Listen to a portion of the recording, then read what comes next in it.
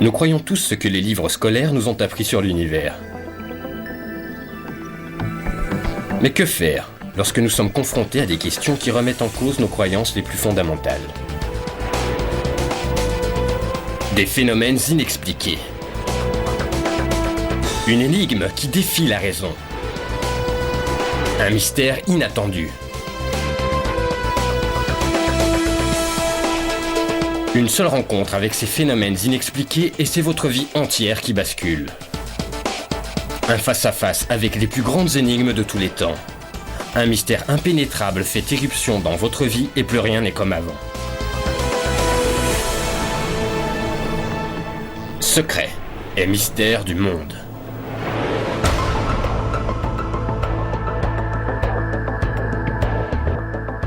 Parmi les secrets et mystères les mieux gardés au monde, qui nous fascinent depuis des générations, il y a l'affaire Roswell.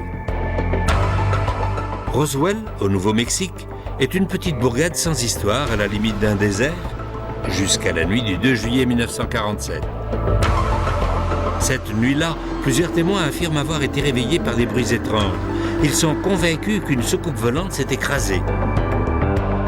Immédiatement, les forces armées ont pris le contrôle de la zone. Cependant, à la conférence de presse, ils ont déclaré que ce n'était qu'un ballon météorologique. Mais l'histoire du ballon n'aurait-elle pas servi à dissimuler un accident mettant en cause un vaisseau extraterrestre non identifié? S'agit-il d'une victime du crash de Roswell ou juste d'un canular bien ficelé? Qu'est-ce que cet éleveur, banal et terre-à-terre, a bien pu découvrir sur ces terres pour se voir soudain catapulté à la une de l'actualité mondiale? Et pourquoi ces événements restent à ce jour inexpliqués?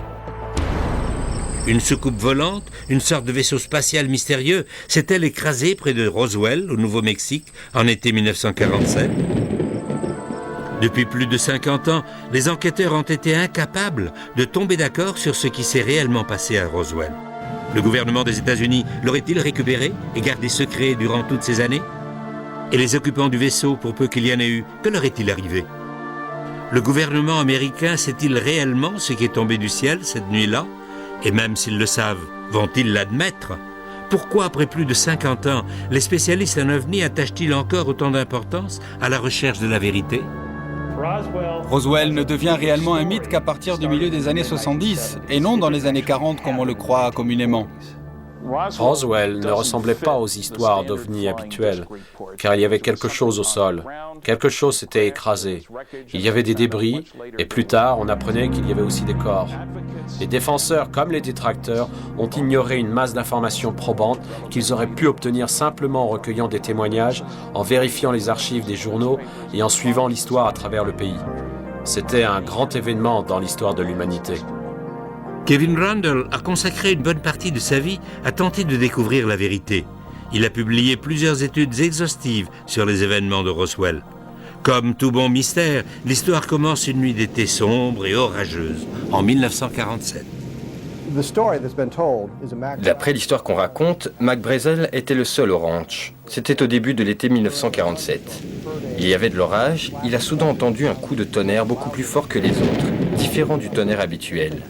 Il n'y a pas accordé plus d'importance que cela cette nuit-là.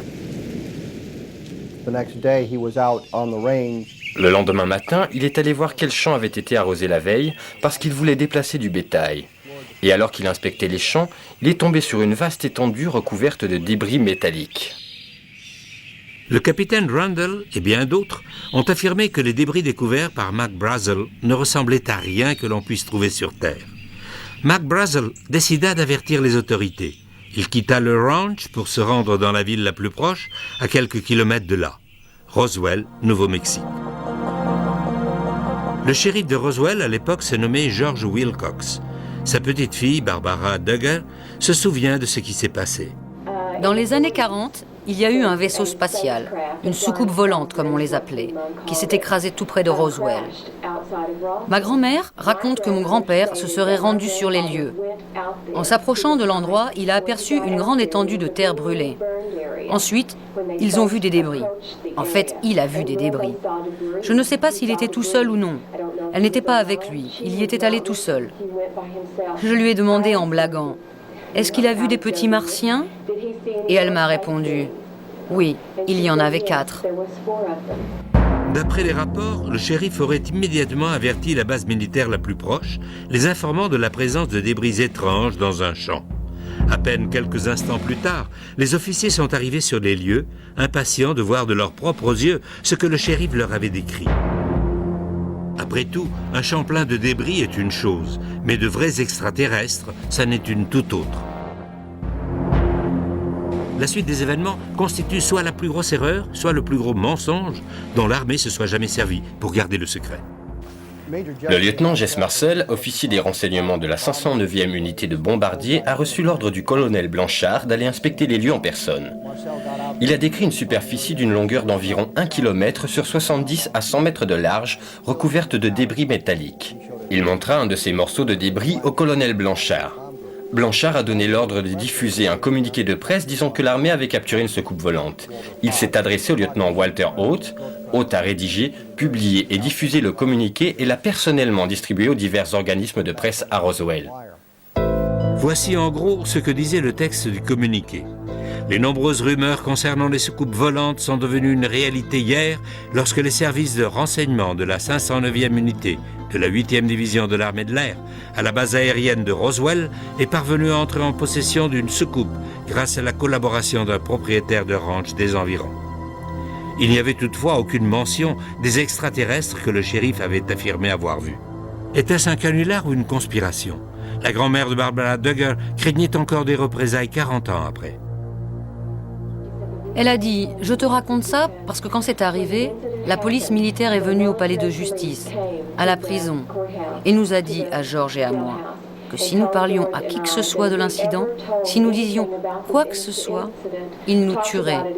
Non seulement nous, mais aussi tout le reste de la famille. »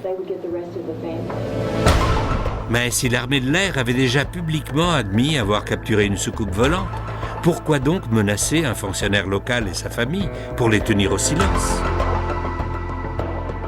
Après avoir écumé pas moins de 19 archives, ça ne m'étonne pas qu'on ne trouve pas la moindre information sur Roswell. Le gouvernement sait s'y prendre lorsqu'il s'agit de garder des secrets. La bibliothèque Eisenhower contient encore à l'heure actuelle quelques 100 000 pages de documentation secrète datant d'avant 1960. Ce n'est pas aux archives que vous allez trouver des documents codés top secret. Une infime partie de l'information a été publiée. Avec un peu de chance, nous en saurons plus dans le courant de ce siècle. Les choses allaient bientôt prendre une tournure différente. Ce qui avait commencé purement comme un acte de responsabilité civique de la part d'un des éleveurs locaux devenait soudain une opération militaire de grande envergure. Mac Brazel n'a jamais dit qu'il avait vu un avion abattu. Est-il possible que l'armée ait découvert quelque chose qui lui a échappé? Et qu'en est-il des témoins vivants? Qu'ont-ils à nous dire aujourd'hui? À proximité du quartier général de la 509e unité, la seule unité de bombardiers au monde capable de livrer des armements nucléaires, les habitants de Roswell, au Nouveau-Mexique, sont plutôt habitués à des termes comme « secret » et « classé ». Pendant la Deuxième Guerre mondiale, ils ont dû, peu à peu, s'habituer à cette obsession du secret qui caractérise l'armée. Mais même pour les habitants de Roswell, la situation prenait une tournure plutôt extrême. D'après Bill Brazel, son père, Mac Brazel, aurait lui aussi été tenu au secret. Mais un secret à propos de quoi? Mac Brazel aurait-il découvert autre chose que des débris?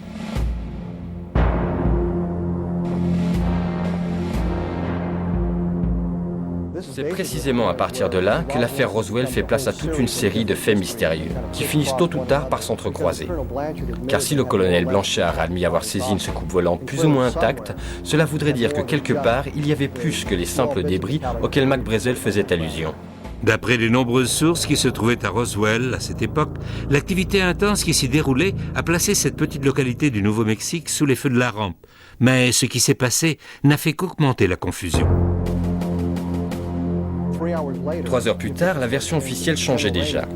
Le général Ramey, commandant de la 8e division à Fort Worth, qui chapeautait la 509e, affirmait à présent que ce n'était rien de plus qu'un ballon météorologique équipé d'un réflecteur de radar d'un modèle assez courant.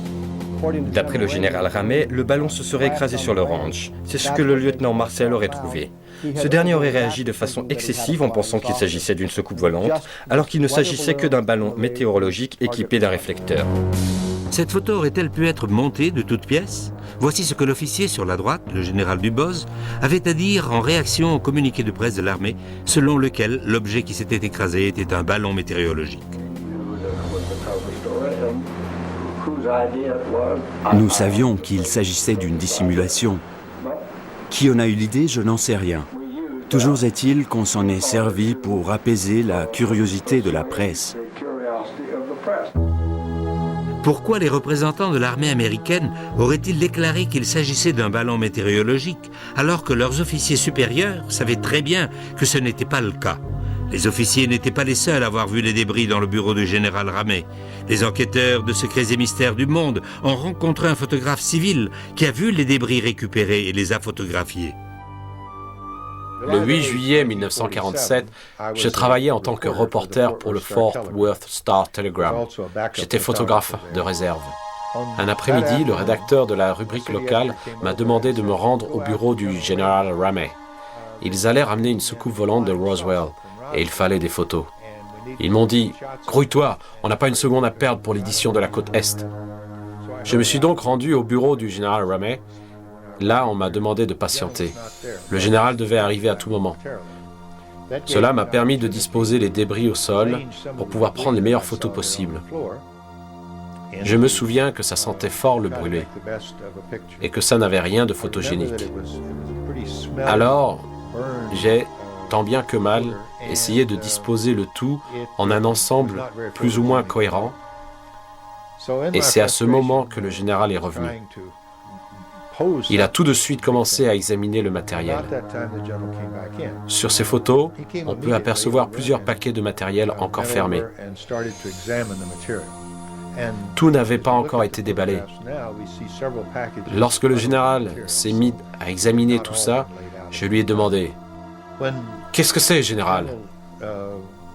Il m'a répondu « J'en ai pas la moindre idée. » Puis il s'est remis à la tâche en examinant chaque détail minutieusement.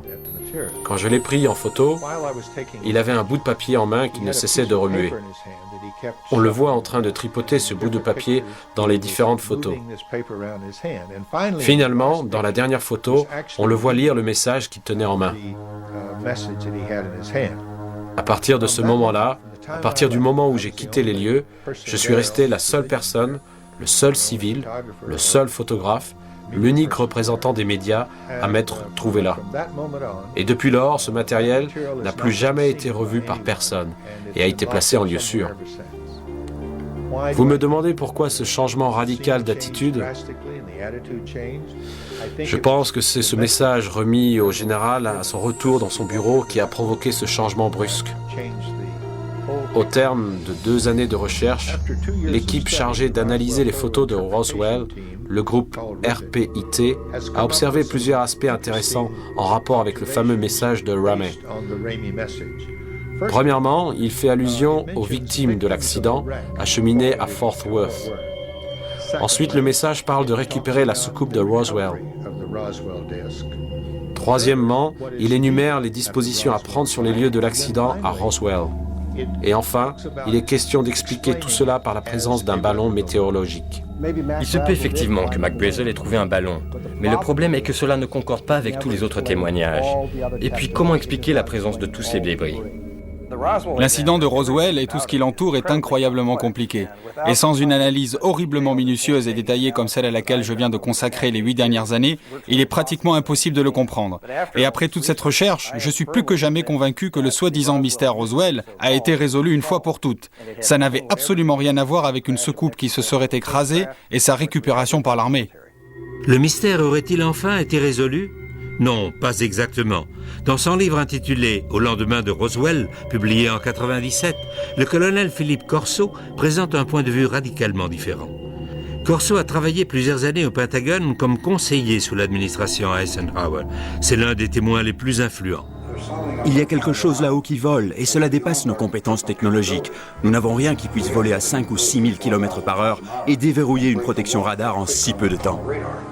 Jesse Marcel Jr., fils de l'officier, le premier à avoir examiné l'épave, a fait d'étonnantes révélations concernant les débris dont il se souvient de son enfance. Le commandant Marcel a ramené une partie du matériel chez lui pour le montrer à sa femme et à son fils. Il a ensuite ramené tout le matériel à la base aérienne de Roswell. Ce qui distinguait et différenciait ces pièces de toutes celles que j'avais pu voir auparavant, c'était une série d'inscriptions sur la structure de l'épave. La poutre en forme de I contenait une sorte d'écriture.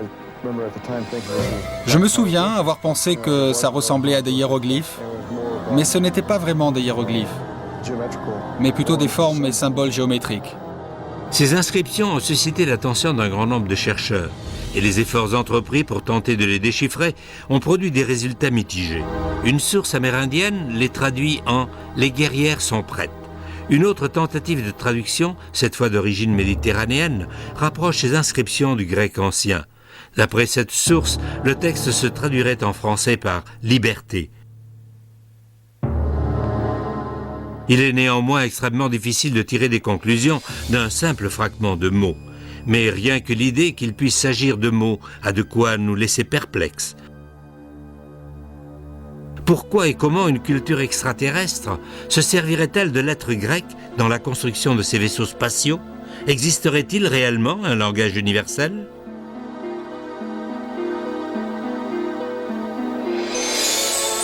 Roswell a été le point de mire dans l'histoire de l'humanité, car c'est dans le sud-est du Nouveau-Mexique qu'on a procédé aux premiers essais nucléaires. On y a testé une bombe, la toute première. C'est ici que nous avons procédé au lancement de fusées allemandes V2 et où nous avions notre meilleur radar. Tout visiteur extraterrestre pouvait facilement se rendre compte que c'est ici que se trouvait toute la technologie à même d'emmener l'homme dans l'espace. Ça valait certainement le détour. Ils ont eu un accident. Et pourtant, l'explication du ballon météo a failli mettre un point final à ce qu'on nomme encore aujourd'hui l'incident Roswell. Qui aurait pu croire qu'on était sur le point de faire des découvertes encore plus sensationnelles?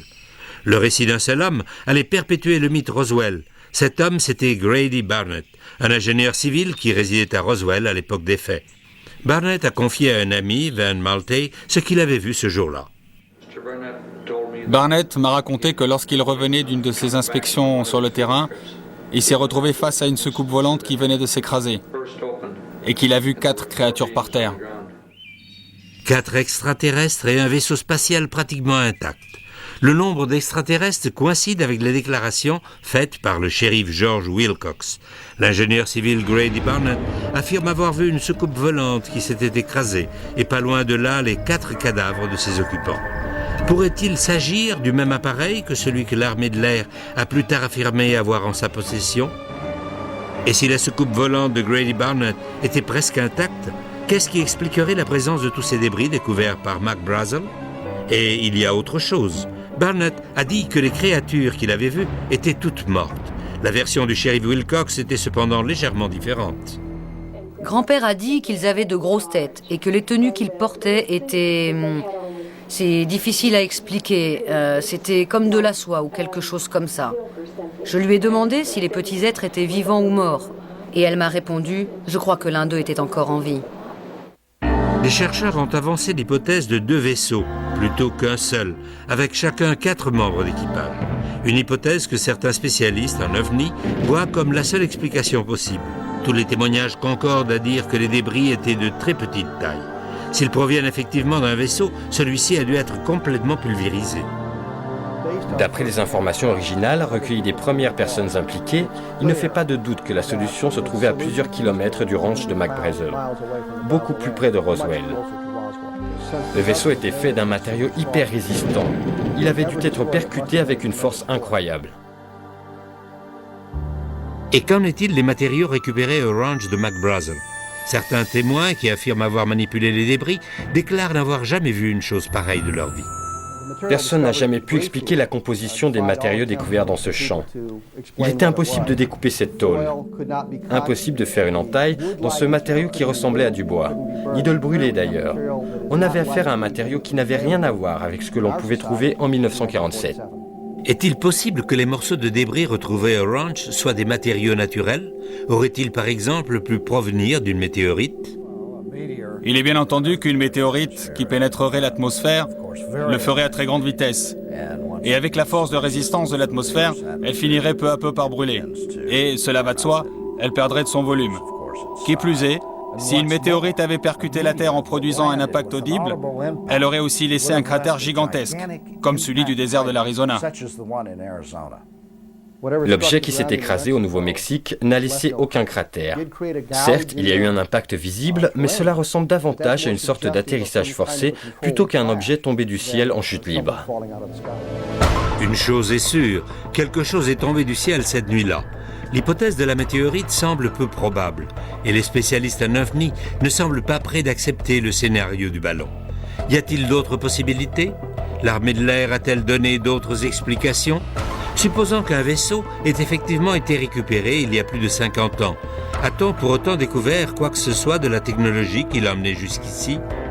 Ce que Max Brazel, le shérif Wilcox, Jesse Marcel et l'armée de l'air des États-Unis tout entière ont découvert cette nuit-là, à proximité de Roswell, a mis cette petite ville sous les feux de l'actualité mondiale.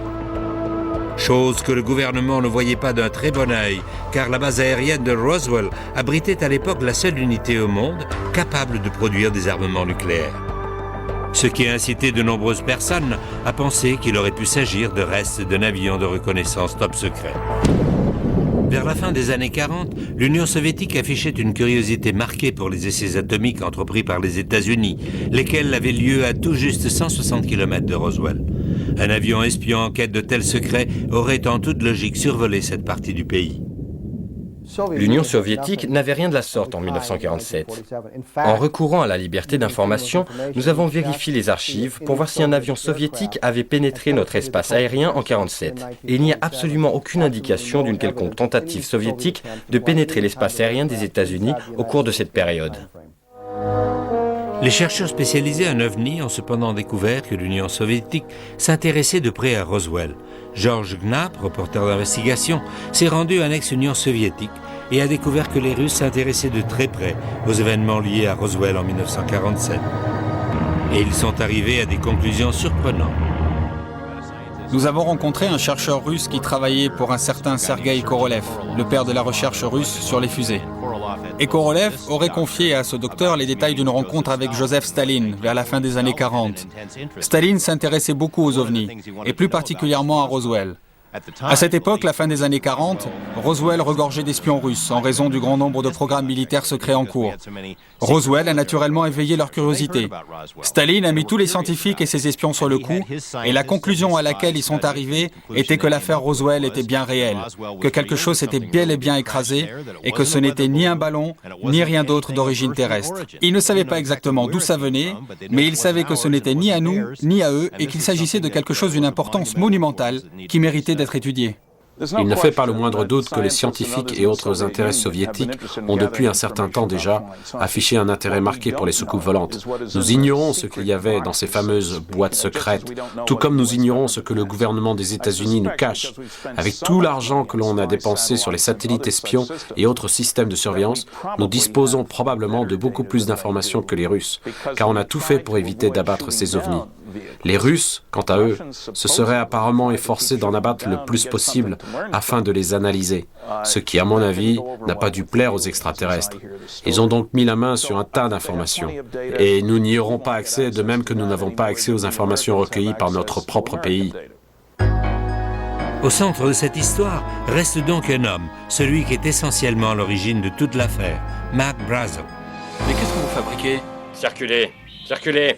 Brazel serait en quelque sorte devenu prisonnier des militaires dans son propre ranch. Et la seule explication serait que l'armée craignait qu'il ne divulgue la vérité sur ce qu'il avait vu.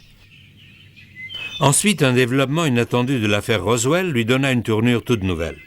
Les enquêteurs affirment que Mac Brazel se serait échappé et serait allé tout droit chez des personnes auxquelles il savait qu'il pouvait faire confiance. Je le vois là. Par ici, vite.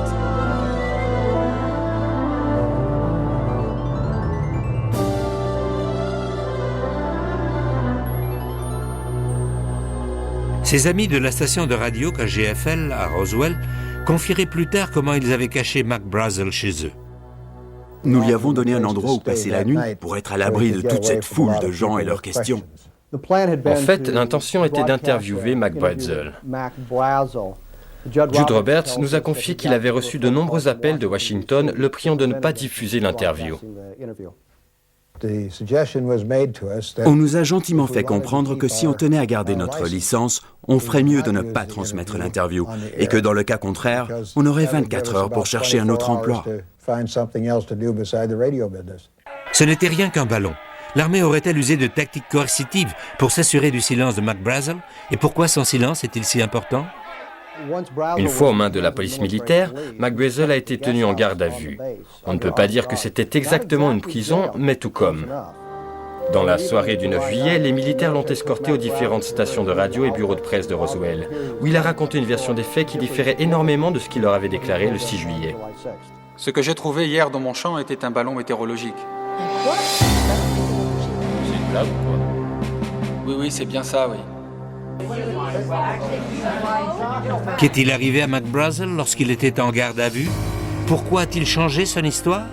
Mac Brazel aurait-il au départ eu l'intention de révéler la même histoire que celle racontée plus tard par un dénommé Glenn Dennis? En 1947, Glenn Dennis travaillait aux pompes funèbres Ballard. Dans les petites villes, les corbillards font souvent aussi office d'ambulance. Et c'est ainsi que Glenn Dennis aurait eu à reconduire des aviateurs blessés à la base.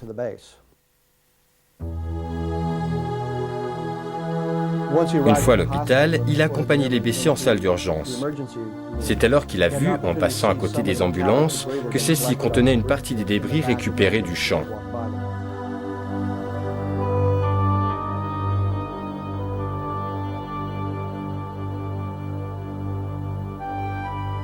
Excusez-moi, monsieur, c'est une propriété privée. J'ai dit, on dirait qu'il y a eu un accident d'avion. Je vois qu'il y a des débris dans les ambulances. Et c'est probablement là que les problèmes ont commencé pour moi, à ce moment précis. Hé, mais qu'est-ce que vous avez là? Écoutez, je veux juste savoir ce que vous gardez. Un seul mot à qui que ce soit était un homme mort, compris? Glenn avait reçu un avertissement on ne peut plus direct. S'il en parlait à qui que ce soit, s'il en parlait à ses amis, il aurait été éliminé. Mais la relation entre Glenn Dennis et l'affaire Roswell ne s'arrêtait pas là. Il en apprendrait bientôt beaucoup plus de sa petite amie, qui était infirmière à l'hôpital militaire. C'était une jeune sous-lieutenant, une femme profondément religieuse. Elle avait grandi au sein d'une famille catholique au sens strict du terme. Elle s'est dirigée vers une des salles d'examen de l'autre côté du hall. Elle allait chercher des fournitures. Et lorsqu'elle est entrée, il y avait 2 médecins dans la salle. Elle est ressortie et m'a dit « Reste là, on a besoin de toi. » Et ce qu'ils étaient en train d'examiner, elle m'a dit que c'était 3 corps étranges. Et elle m'a dit que 2 d'entre eux étaient fortement mutilés. Ensuite, elle a dit « Je dois retourner à la caserne. » Puis elle a ajouté « Je suis vraiment malade et je dois rentrer à la caserne. » C'était la toute dernière fois que je l'ai vue. J'ai appelé le lendemain, je voulais voir comment elle allait et comment elle se sentait, et ils m'ont répondu qu'elle avait été transférée. Qu'ils ignoraient où, mais qu'en tout cas, elle n'était plus à la base aérienne. Que voulez-vous dire par elle n'est pas disponible? Mademoiselle, s'il vous plaît. Qu'est-il advenu de l'infirmière réquisitionnée lors de cette nuit fatidique de juillet 47? Et chose plus importante, qu'est-ce qu'elle a vu? Existe-t-il la moindre preuve de la découverte de corps? N'y a-t-il personne qui ait vu ce que les médecins ont vu? Et si c'est le cas, oseront-ils se prononcer en dépit des menaces? En juillet 97, des foules venues des 4 coins du monde ont commencé à déferler sur Roswell. La population de la ville a pratiquement doublé du jour au lendemain à l'occasion du 50e anniversaire de ce que certains considèrent encore comme le crash de l'OVNI de Roswell. Il s'avère que juillet 97 était également le moment choisi par l'armée de l'air des États-Unis pour publier un document intitulé « Le rapport Roswell, affaire classée ». L'armée de l'air a beau considérer l'affaire comme classée, mais pour beaucoup de spécialistes en OVNI, ce rapport ne faisait qu'attiser le feu de la controverse. La presse était aux aguets lorsque l'affaire Roswell a été rendue publique. C'était le scoop. L'armée de l'air a donné des instructions pour étouffer l'affaire. Le général Ramey a déclaré qu'il s'agissait d'un ballon météo. Il a donc fallu moins d'un jour pour que l'histoire s'estompe complètement, du moins jusqu'au jour où je m'y suis remis 30 ans plus tard. Lorsque les témoignages ont été rendus publics, il était évident que la version de l'armée ne faisait aucune allusion au fait que des corps auraient été récupérés. Alors ils ont concocté l'histoire des mannequins d'essai qui ont effectivement été lâchés au-dessus du Nouveau-Mexique, mais 6 ans plus tard. Et tous ces mannequins mesuraient 1,80 m de haut et pesaient 85 kg pour simuler les pilotes. Or, les rapports affirmaient que les extraterrestres faisaient 1,20 m maximum. On nous prend vraiment pour des imbéciles. Au-delà des oui-dire, existe-t-il la moindre preuve de la présence de créatures à bord du vaisseau? Cette séquence d'images fortement controversée aurait été filmée par un caméraman de l'armée en 1947 au cours de l'autopsie pratiquée sur l'un des extraterrestres. S'agit-il réellement d'un extraterrestre? Ce film a été fortement controversé depuis sa première en 1995. Une infinité de points de vue ont été avancés, mais rien ne corroborait ce que ces images semblaient représenter. Rien jusqu'au jour où cet homme s'est avancé. Philippe Corso, ex-colonel de l'armée de l'air, adjudant du général Trudeau et ancien officier des services de renseignement, un homme paré de toutes les autorisations du Pentagone. Depuis de nombreuses années, les chercheurs s'interrogent sur l'origine de la véritable éclosion technologique qui a vu le jour aux États-Unis vers le milieu du XXe siècle. Appareils ultra-légers de vision nocturne, circuits intégrés, fibres optiques et tous les moyens technologiques nécessaires pour envoyer un homme sur la Lune. Cet essor technologique a-t-il un rapport quelconque avec le crash de Roswell? D'après son ouvrage, au lendemain de Roswell, Corso aurait été responsable de l'implantation de technologies extraterrestres au sein de l'industrie américaine. Il y avait un tas de câbles. J'ignorais ce que c'était au juste. Ils émettaient des couleurs. Je ne savais même pas s'il s'agissait de câbles. Il y avait une sorte de circuit intégré et un instrument à laser. On pouvait s'en servir pour faire des coupes très précises, un peu comme des entailles laissées par un animal. Et il y avait aussi des fibres optiques. Je ne savais pas à quoi pouvait servir la carte à puce. Les circuits intégrés à l'époque, ça me dépassait un peu. Alors j'ai commencé à en parler autour de moi, je me suis dit « Waouh, ça doit être vraiment important ». Et j'ai donc mis tout ça dans le rapport que j'ai envoyé à Bell Labs. Ayant travaillé de nombreuses années dans l'industrie, dans le cadre de programmes avancés de recherche et de développement top secret, je pense que malgré toute l'information que nous avons pu tirer des soucoupes volantes, cela seul n'explique pas l'énorme essor technologique du XXe siècle. Si vous aviez donné un sous-marin nucléaire à Christophe Colomb, il n'aurait jamais pu le reproduire. Si les extraterrestres ont 1000, 10 000 ou 100 000 ans d'avance sur nous, il ne sera pas facile pour nous de reproduire leur technologie. Les références du colonel Corso étaient tellement impeccables que ce n'est qu'après sa mort que les critiques ont ouvertement remis en cause ce qu'il avait écrit dans son livre. Aussi étonnantes que ces révélations concernant la technologie aient pu paraître, ce sont ses déclarations sur Roswell, 50 ans après les faits, qui ont fait apparaître l'accident, la découverte des corps et les images de l'autopsie sous un jour nouveau. Quand j'ai entendu parler de l'accident de Roswell, j'étais stationné à Fort Riley, au Kansas. J'étais de service cette nuit-là. J'étais chargé de la sécurité de toute la zone, y compris de contrôler les gardes partout où ils allaient. Donc j'ai fait ma tournée, il était environ 2 ou 3 heures du matin, lorsque je me suis rendu dans la zone du service vétérinaire, car on avait des chevaux à Fort Riley à cette époque-là. L'un des sergents que je connaissais était chef de garde. On faisait parfois des parties de bowling ensemble. Et je lui ai dit « Tout va bien, sergent ?» Au QG, on m'avait dit un jour que cette zone était hautement protégée. Il m'a répondu « Oui, venez par là, colonel, j'ai quelque chose à vous montrer. » Il m'a emmené dans la pièce du fond où j'ai vu qu'il y avait 5 caisses. Oui, ça ressemblait à des caisses. J'ai soulevé la bâche pour jeter un coup d'œil.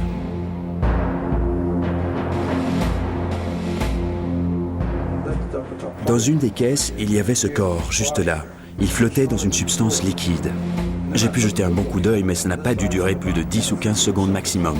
Au début, j'ai pensé que c'était un enfant parce qu'il ne faisait pas plus d'1,20 m. Et puis je me suis mis à penser, qu'est-ce que ça peut bien être? Le colonel aurait confié que ce qu'il avait vu lui donnait cette même sensation de mal au cœur qu'il ressentait en voyant des hommes morts au combat. Mais il a néanmoins pu décrire ce qu'il a vu. La poitrine était relativement étroite et la peau avait une teinte grisâtre. La tête était grande par rapport au reste du corps. Pas énorme, mais juste grande. Et les yeux étaient légèrement obliques. Et il y avait comme un demi-filament dessus. Voici donc un membre éminent des services de renseignement qui admet non seulement que l'armée détient des corps d'extraterrestres, mais qu'en plus il les a vus de ses propres yeux. Ce n'est toutefois que 14 ans plus tard qu'il se rendrait compte de la portée réelle de ce qu'il avait vu. Ces révélations les plus bouleversantes restaient pourtant à venir. J'avais à ma disposition les rapports de l'autopsie pratiquée dans le laboratoire que nous financions à Walter Reed. Et lorsque j'ai lu ce rapport, je me suis rendu compte qu'il coïncidait avec ce que j'avais vu à Fort Riley 14 ans auparavant. L'autopsie correspondait exactement à ce que j'avais vu. À en croire le colonel, non seulement une autopsie avait été pratiquée sur ces créatures mystérieuses à Roswell, mais aussi à l'hôpital militaire Walter Reed. Mais qu'en est-il des images fortement controversées de l'autopsie? Le colonel peut-il nous confirmer leur authenticité? Disons qu'il y avait une part de vérité dans tout ça, car ils ont prélevé une paupière, et personne n'était au courant de cette paupière. Cette paupière était en fait un capteur de lumière qui leur permettait de voir dans l'obscurité.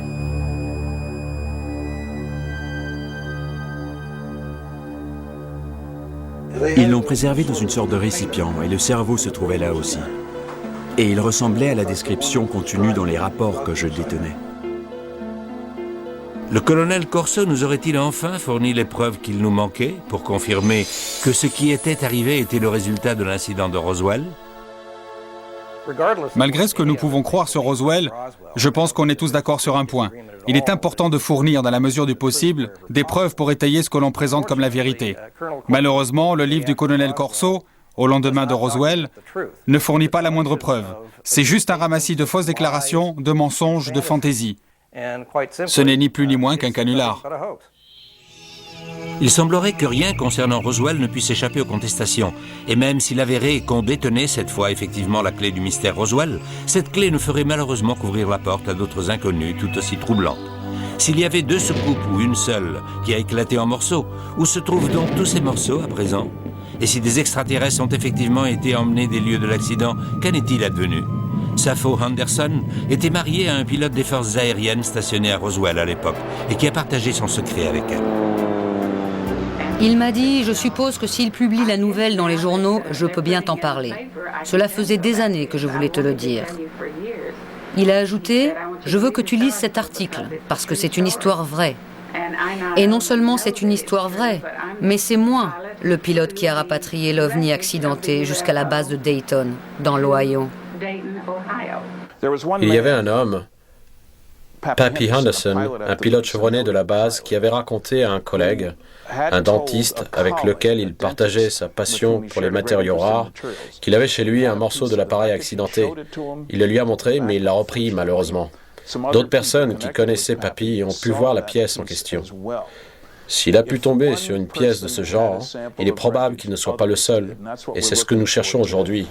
Des preuves matérielles de l'existence de formes de vie extraterrestres ont-elles pu être transportées sous haute surveillance à Dayton? L'incident de Roswell constitue-t-il réellement une affaire classée comme le laisse entendre l'armée de l'air? Toute la controverse et les investigations ont-elles débouché sur des conclusions? Nous sommes arrivés à la conclusion que ces créatures, peu importe leur nature exacte, ont été conçues pour voyager dans l'espace. Et progressivement, grâce à toutes nos recherches, nous avons pu établir qu'elles constituaient une partie intégrante de la soucoupe, car la principale inconnue des soucoupes se trouve au niveau du système de guidage. Cette créature était en fait le système de guidage. Elle faisait partie du système. Ceci est censé être le panneau de contrôle du vaisseau extraterrestre. Ces échancrures en forme de mains extraterrestres peuvent-elles être le système de contact à travers lequel les créatures se reliaient au réacteur du vaisseau? Nous en savons assez pour nous rendre à l'évidence. Le gouvernement a absolument tout récupéré. Ils ont placé la zone sous surveillance. Ils ont ramassé l'appareil, ramassé les corps, ils ont tout ramassé. La preuve la plus flagrante est que le vaisseau et les corps ont été entreposés dans le hangar numéro 84 de la base aérienne de Roswell. Les preuves ont ensuite été envoyées aux 4 coins des États-Unis. Nous avons appris, grâce à des sources bien placées, qu'une première autopsie a eu lieu à l'hôpital de la base. L'infirmière dont Glenn Dennis nous a parlé a confié avoir vu 3 corps à l'hôpital. Nous savons donc que ces 3 corps se trouvaient à l'hôpital au même moment. Nous constatons donc qu'il y a un grand nombre de personnes, sans aucun lien apparent, qui racontent plus ou moins la même histoire à partir de points de vue différents. De Mac Brazel dans un champ de débris au commandant Edwin Isley qui se trouvait sur les lieux de l'impact et dont la version des faits concordait parfaitement. S'il s'agissait réellement d'un canular, il n'y aurait pas autant de témoignages concordants. Se peut-il qu'il y ait enfin une fissure dans le mur de silence qui a protégé l'histoire du ballon météorologique depuis toutes ces années? 53 ans plus tard, et avec énormément d'analyses et de vérifications à l'appui, je peux enfin affirmer être convaincu que le matériel, les débris que j'ai photographiés et les 6 photos que j'ai prises montraient les vrais débris. Autrement dit, les débris qu'ils ont ramenés de Roswell n'étaient pas les restes d'un ballon météo, mais bien les vrais débris. Qu'il existe un rapport direct entre les ovnis observés dans les jours précédant les événements de Roswell et l'accident de Roswell, cela ne fait aucun doute. Au cours des 3 jours précédant l'accident, il y a eu 88 apparitions d'ovnis dans 24 États. 10 millions d'Américains auraient vu des ovnis le 4 juillet 1947, le jour de l'accident de Roswell. Les nombreuses apparitions d'ovnis aux 4 coins du monde tiennent au fait que notre planète est visitée par des vaisseaux spatiaux contrôlés par une force extraterrestre hautement intelligente. Dans la plupart des cas, une explication peut être fournie, mais ce sont les cas inexpliqués qui comptent le plus. Et de ceux-là, il y en a une multitude dans toutes les études scientifiques de grande envergure.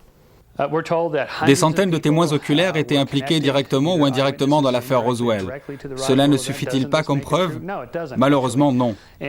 Tout d'abord, il faut remarquer que leur nombre ne fait qu'augmenter avec le temps.